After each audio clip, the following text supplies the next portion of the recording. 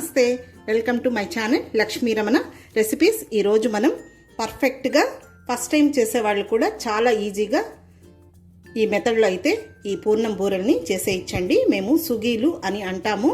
చాలా హెల్దీ అన్నమాట. టేస్ట్ కూడా చాలా బాగుంటాయి. చేసుకోవడం చాలా సింపుల్. కాబట్టి ఈరోజు మనం ఈ పూర్ణం బూరెల్ని ఎలా ప్రిపేర్ చేసుకోవాలో కావలసిన పదార్థాలు, తయారీ విధానం ఒకసారి చూద్దామండి.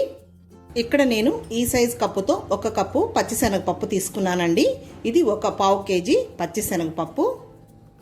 ఇప్పుడు ఒక కుక్కర్ తీసుకొని ఈ పచ్చిశనగపప్పు ఇందులో వేసేసుకుందాము. ఇప్పుడు ఈ పచ్చిశనగపప్పుని ఒక 2 సార్లు శుభ్రంగా కడిగేసేసుకోవాలి. 2 సార్లు శుభ్రంగా కడిగేసిన తర్వాత మనం తీసుకున్న కప్పుతో ఒక 2 కప్పుల నీళ్లు వేయాలి. ఇప్పుడు ఈ పప్పుని మినిమం ఒక అరగంటన్న నానబెట్టాలి. ఓకే అండి, ఇప్పుడు అరగంట అయింది. ఈ పచ్చెనగపప్పు నానిపోయి ఉంటుంది. మరి మనకు ఎక్కువేం నానాల్సిన అవసరం లేదు. ఒక అరగంట నానబెడితే సరిపోతుంది. ఇప్పుడు మూత పెట్టేద్దాం. ఓకే అండి, ఇప్పుడు స్టవ్ వెలిగించుకొని కుక్కర్ పెట్టేసేసుకొని హై ఫ్లేమ్లో ఒక 3 విజిల్స్ వచ్చే వరకు మనం పప్పుని ఉడికించుకుంటే సరిపోతుంది. ఓకే అండి, 3 విజిల్స్ వచ్చింది. ఇప్పుడు మనం స్టవ్ ఆఫ్ చేసేసుకుందాము. చూడండి, ఇప్పుడు ప్రెజర్ అంతా పోయిన తర్వాత తీసి చూస్తే ఈ పప్పు అనేది మనకు ఉడికిపోయింది. ఈ విధంగా ఉడకాలండి. ఇప్పుడు ఇది మనం స్ట్రెయిన్ చేసేసుకోవాలి. ఇప్పుడు ఇలా ఒక గిన్నె పెట్టేసేసుకొని స్ట్రెయినర్ పెట్టేసుకోవాలి.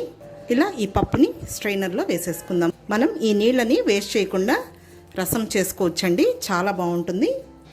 పప్పు కొంచెం గోరువెచ్చగా ఉంటే సరిపోతుంది. చూడండి, ఇన్ని నీళ్ళు వచ్చాయి కదా, ఇవి వేస్ట్ చేయకుండా మనం రసం పెట్టుకోవచ్చు. బాగుంటుంది కమ్మగా. మనం 1 కప్పు పప్పు తీసుకున్నాం కదా అండి, ఈక్వల్గా బెల్లం కూడా తీసుకోవాలి. ఇక్కడ నేను బెల్లంని ఆల్రెడీ కొట్టిపెట్టాను. ఇది కూడా 1 కప్పు. ఇప్పుడు ఒక మిక్సీ జార్ తీసుకొని ఈ పప్పుని ఒక 3 సార్లుగా మనం వేసుకోవాలి. అలాగే మనం ఇందులో బెల్లంని కూడా కొద్దిగా వేసుకోవాలి. అలాగే ఇందులో ఒక 8 ఇలాచీల్ని కొంచెం కచ్చా పచ్చగా దంచి వేసేసుకోవాలి. మనం ఒకేసారి వేసేసుకుంటే సరిపోతుంది. లేదు మనం మిక్సీ పట్టేటప్పుడు కొద్దిగా వేసుకోవచ్చు. ఇప్పుడు దీన్ని నిలుపుకుంటూ గ్రైండ్ చేయాలి. జస్ట్ లైట్గా గ్రైండ్ చేస్తే సరిపోతుంది. చూడండి, ఈ విధంగా మనం మిక్సీ పట్టేసుకుంటే సరిపోతుంది. ఇదే విధంగా ఆ మిగిలిన పప్పుని మిక్సీ పట్టేసుకోవాలి. మిక్సీ పట్టుకున్నదంతా ఈ విధంగా ఒక గిన్నెలోకి తీసేసుకోవాలి. ఇప్పుడు ఇదంతా నేను మిక్సీ వేసేసాను.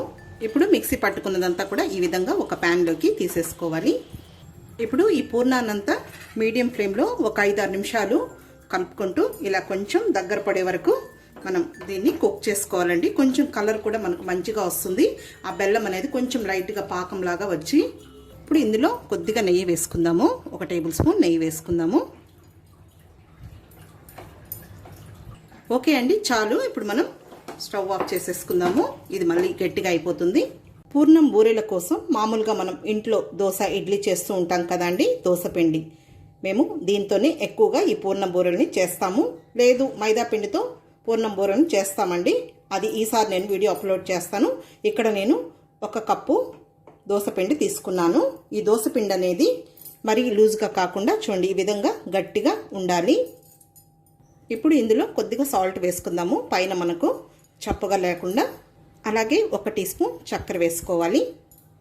1 చిటికెడు వంట సోడా వేసుకోవాలి. మామూలుగా బియ్యము, మినప్పప్పు నానబెట్టి ఈ పూర్ణం బూరెల్ని చేస్తూ ఉంటారు. మేమైతే మా సైడు ఎక్కువగా ఈ విధంగా దోశ పిండితో చేస్తాము. ఇప్పుడు ఇదంతా కూడా బాగా కలిపేసేసుకోవాలి. చూడండి, గట్టిగా ఈ విధంగా ఉండాలి.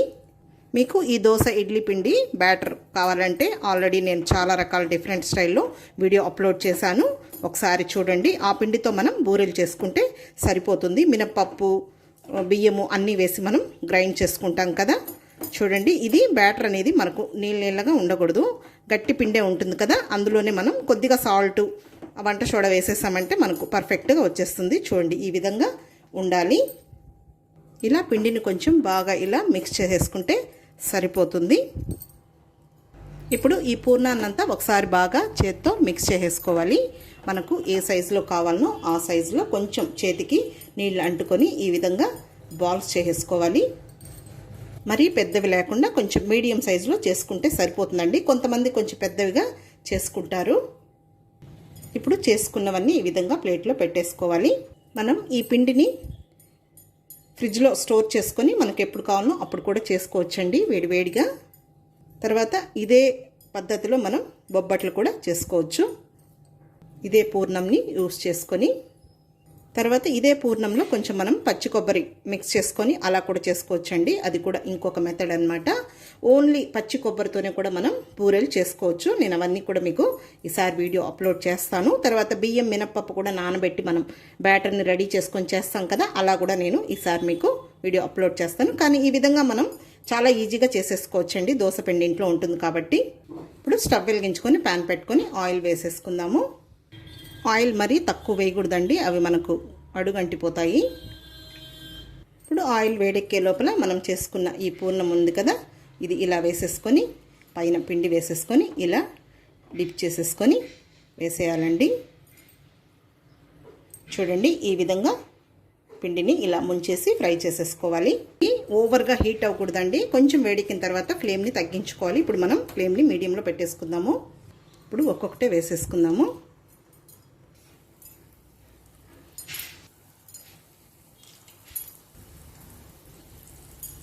ఓకే అండి, ఇప్పుడు మనం హై ఫ్లేమ్కి మీడియం ఫ్లేమ్కి అడ్జస్ట్ చేసుకుంటూ మంచి కలర్ వచ్చే వరకు ఫ్రై చేసేసుకోవాలి. చాలా సింపుల్గా ఫస్ట్ టైం చేసేవాళ్ళు కూడా చాలా పర్ఫెక్ట్గా చేసేయచ్చండి.